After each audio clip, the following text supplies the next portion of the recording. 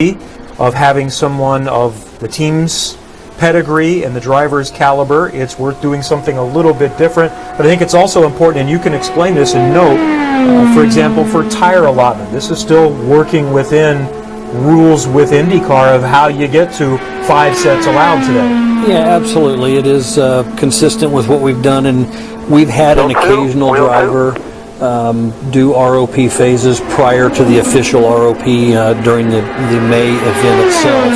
I think Kurt Busch was the last one we had do it, but the allocation of tires comes out of what's available for testing. An Indy 500 only rookie is allowed a super speedway test prior to the Indianapolis 500. The one thing that is different is in the years prior, the Indianapolis Motor Speedway Oval was not listed as an approved test facility. It got added back on this year, so the opportunity for him to do his test prior is actually at Indianapolis. Previous years, a lot of guys would go to Fontana or Texas for another super speedway. He's able to take his here. He's going through his phases today. When you do that test day, you're allocated 4 sets of tires, and when you do ROP, you're allocated 3 sets of tires. So those 4 and 3 become 7. And we're letting him use 5 of his 7 today because Marco used half of the set to get the baseline set up on, which basically leaves Alonso 4.5 sets. He'll carry over 2 sets and be able to continue to run on May 15th when we run the rookie orientation official program and the refresher test. He'll be able to participate with those 2 sets of tires, but because he's completed his phases already, he'll be able to go out and run and practice at any speed he feels comfortable. And that's the first 2 hours of the first open day of practice from 1 to 2. Yes, on May 15th. Michael Andretti continues to watch as Alonso works back up to speed. You've been around this all your life. You've been in IndyCar racing for 30 years or so now.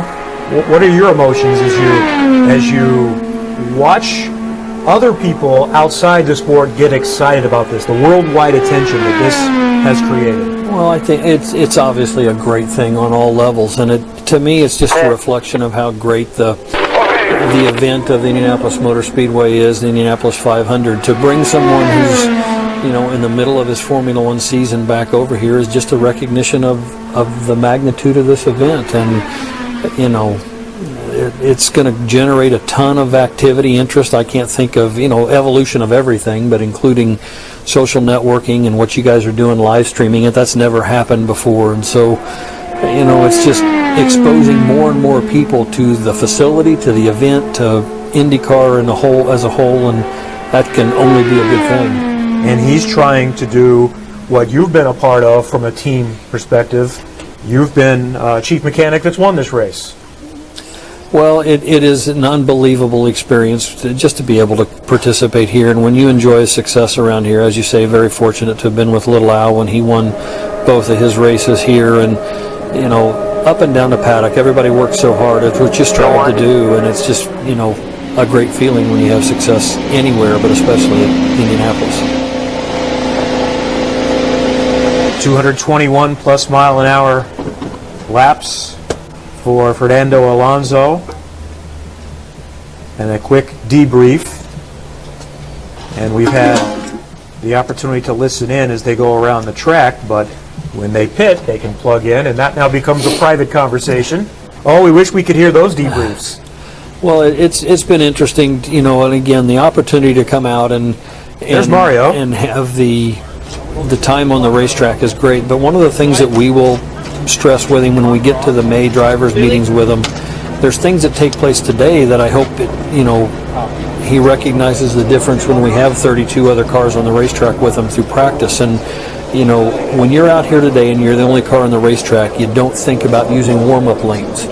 And one of the aspects of that we stress with these guys is, especially through practice, when you leave the pits, if you don't go hard enough through the south end and then hard enough up through the gears down the backstretch, we tell them to take the warm-up lane in 3 and 4. It's a very narrow racetrack. There's no place to hide out there, and you have to be at speed, or the guy up, you may think I'm going 180 into turn 3 and I'm all good, but the guy behind you is going 230 and he's got nowhere to go. So they're going to eat up that territory in a hurry. So you're going to stress this. It's one thing to be out there by yourself and go through turn 3 coming out of the pits. It's another to be doing it with the other cars that are out there, and it's a great opportunity here for this. I see they're they've got some tires set out right now with cones in them, and he's practicing turning in and out of his pit box with simulation of another car in pit lane with him. So that's a good opportunity to do that without anybody here as well. Yeah, they're covering all the bases because this is a different type, and there you can see behind the car the tire and the cone to simulate this, because it's a different feel. Pit stops in Formula One, not only are they 2.5 seconds, but you're generally driving pretty much straight in, and this would be a question for a driver, but I have to believe that getting in and out of the pits with the amount of steering that is required is incredibly challenging. You watch them turn that wheel, and it's remarkable how much. Well, it's totally different, like you say, just the nature of how we conduct our events. In IndyCar racing, we close the pits upon the declaration of a caution, and then you get packed up behind the pace car. So then when you open the pits, it's not uncommon to have the entire field come down pit road. And most of what he's accustomed to, his whole career has been maybe one other car on pit road, and you don't deal with the traffic and the same type of thing. When you come down pit road here, which is pretty narrow, you got the concrete pit boxes and then the 2 through lanes out there. It's pretty congested if you get 28 to 30 cars on pit lane here. We had a couple of cars make contact in the pits last year. It's a huge component of the event itself. You look at those types of things, and he really won't be able to replicate that until race day. As much as they're trying with the tires, that's one thing. Same type of thing. He won't be able to really replicate the rolling restarts.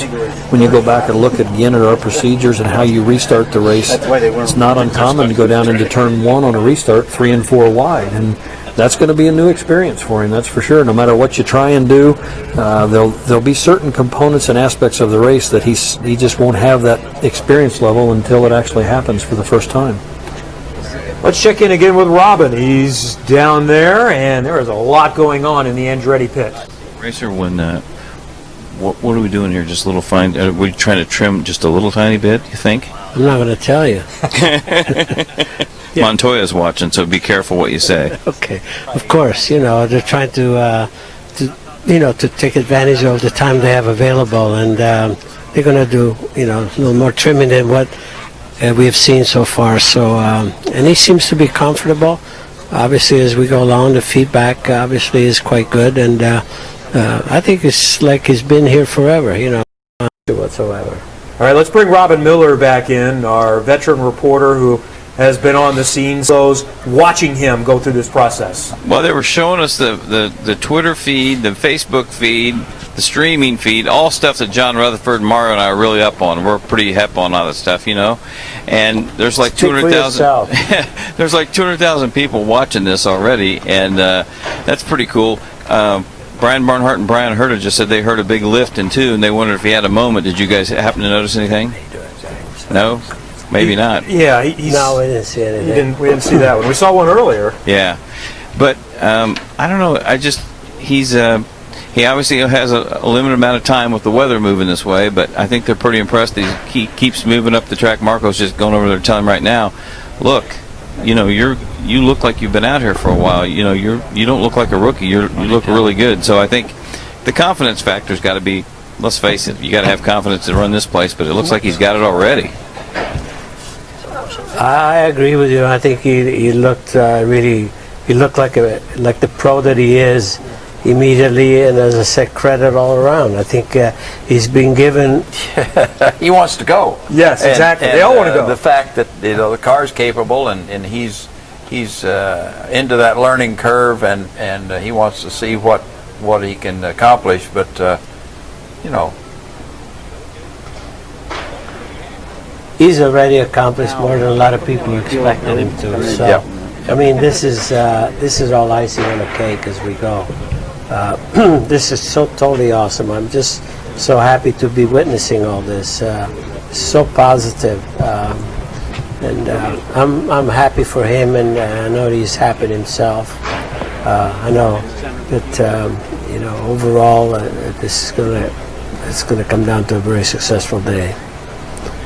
With Mario Andretti and Johnny Rutherford, I'm Kevin Lee, and we welcome into our booth here on the second floor of the Pagoda above the Yard of Bricks. We talked to him earlier on pit lane. It's Zach Brown from McLaren. Welcome back home. You're home for 20 years here. I'm excited to be here. I know this place. Yes, you do. And I don't know like they know it, but I know it. yeah, you are, I think, most responsible for helping make this happen.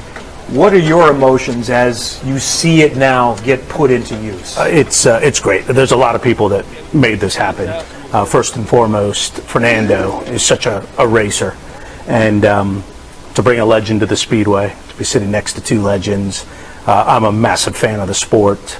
McLaren, obviously with Johnny, we won here a little bit before my time. But I watched.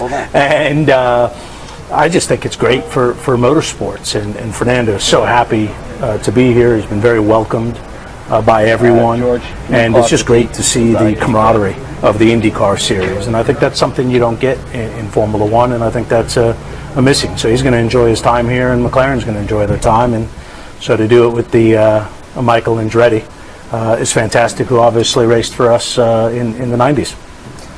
Do you have any concerns about this project? What are the biggest challenges that you go through? Well, he obviously, the equipment's capable of winning.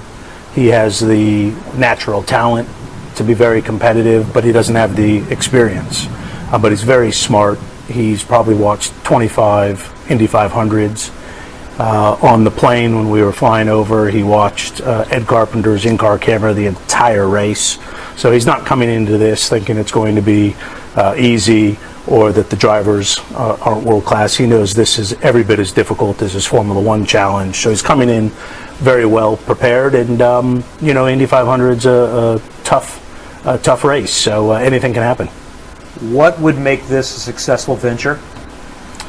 Running at the front and having a good finish. Whether that's top 10, top 5, top 3, or the top step. Andretti did it last year with a rookie, but. It's a tricky race, and so I think just a good quality race. We've not been able to give him a good race car.